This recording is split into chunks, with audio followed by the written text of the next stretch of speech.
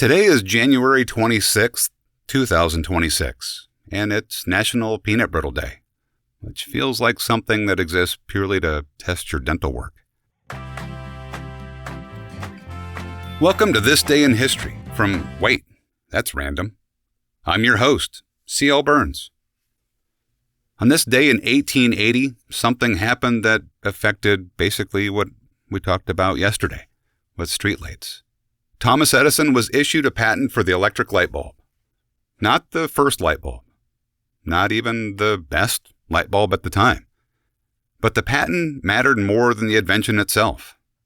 Because once electricity could be owned, licensed, and distributed, power stopped being something local and became something centralized.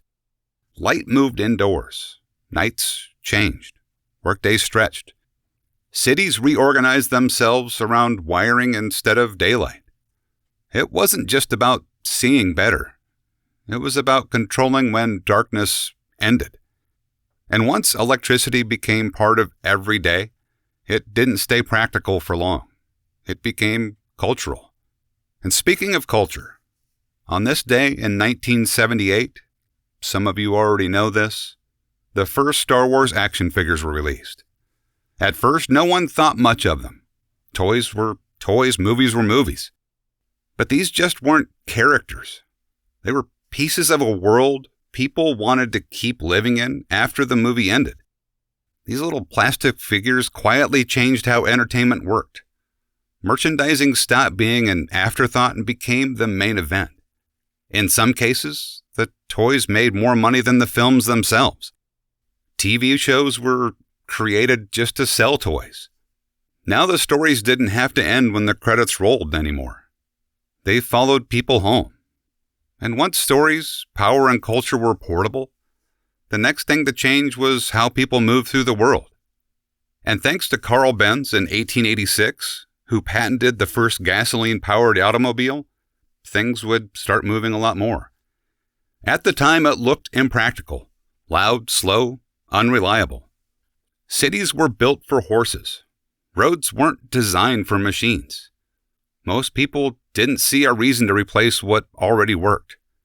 But once cars improved, everything else bent around them. Distances shrank. Suburbs appeared. Cities sprawled. Time itself started being measured in miles per hour. When you line these three moments up, a pattern shows up. On this day, humans figured out how to control light. They learned how to turn stories into objects, and they invented a machine that redefined distance. Each one started small. Each one seemed optional. And each one quietly reshaped daily life in ways no one could have predicted. Sometimes history doesn't change because of big moments. It changes because something useful becomes normal. Anyway, those are the moments that got my attention today. We'll see what happens tomorrow. If you want to know more about me or the work I do, you can find everything at waitthat'srandom.com. I'm C.L. Burns, and I appreciate you stopping by.